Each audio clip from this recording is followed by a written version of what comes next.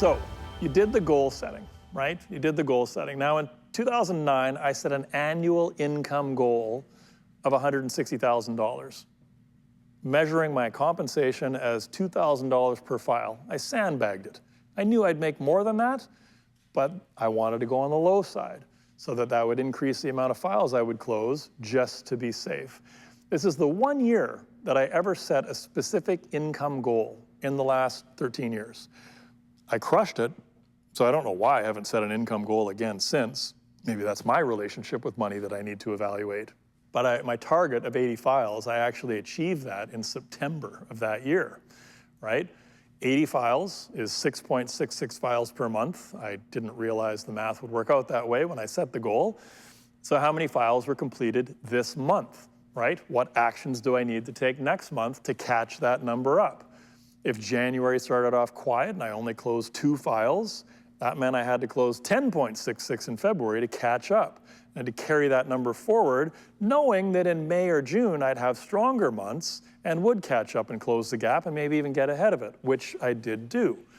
So it's important to take that one-page business plan that not everybody received the email on, but we'll send it back out again. Don't worry, there'll be a couple follow-up emails coming your way with some of these different resources.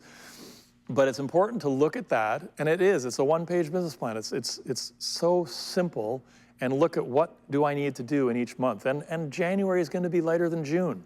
That's just the way it's gonna be. You know, December is gonna be a little easier than September. That's just the way it's gonna be, but work it out and write it down. And as I say, in that first full year of brokering, the last time I set an income goal, the last time I really paid attention to the dollars, I did hit that number. And you know, it works. If you write it down, it works. I mean, if you work the plan as well, right? And here's where I was at with money at that time. So for those of you, again, starting out, brand new in this business, it can be a struggle. And so in early 2009, in 2008, I closed 14 files. I made the 50 grand, 62.5, let's call it. You know, I made like 62.5, like a bare sustenance. 2009, things started getting going. They were rocking and rolling.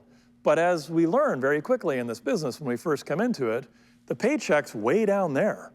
Like you're working on this file in January that's closing in March, and once it closes in March, assuming there's no delays, you'll get paid in April. So there's no money showing up for 4 months for what I'm working on in January. Well, it was around March, and we got invited to a 40th birthday party in Las Vegas. We did not have enough money for airline tickets to fly to Vegas. That wasn't gonna happen, nor we were gonna stay on the Strip in a fancy hotel.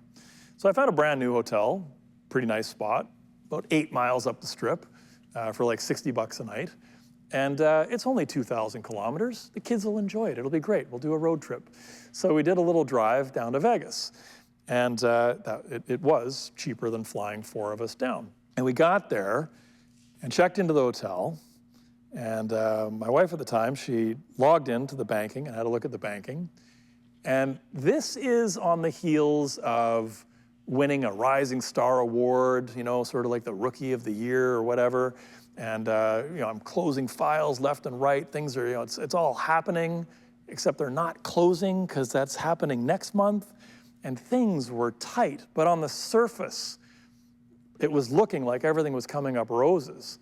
But in reality, it wasn't. And we actually had to transfer money from our children's bank account to our bank account to make the mortgage payment that month, while in Vegas for this 40th birthday party, putting on the face of like, yeah, everything's amazing, everything's fine. And you know, 2 months later, we would break through that rut, and then it got rolling from there, and you know, life improved on the money front. But I wanted to share that story with you to let you in on why I set an income goal. Like, I needed to make $160,000 in 2009 to clear the existing credit card debt, to get some money back in the bank and get us where we needed to be. That had to happen. I jumped off a cliff with no parachute. I had to make that parachute. That was the 160 grand. And it's amazing when you put yourself under that pressure, how you can deliver, right? How you can deliver. And so I often say I got lucky and it worked out, but you know, what do they say about luck, right? That's where preparation and hard work intersect. And those goals became standards, right? My baseline income is X.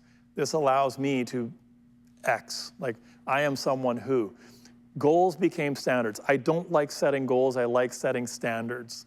So if you want to set a standard, my baseline income is $200,000 a year because I know that's going to keep me at peak happiness.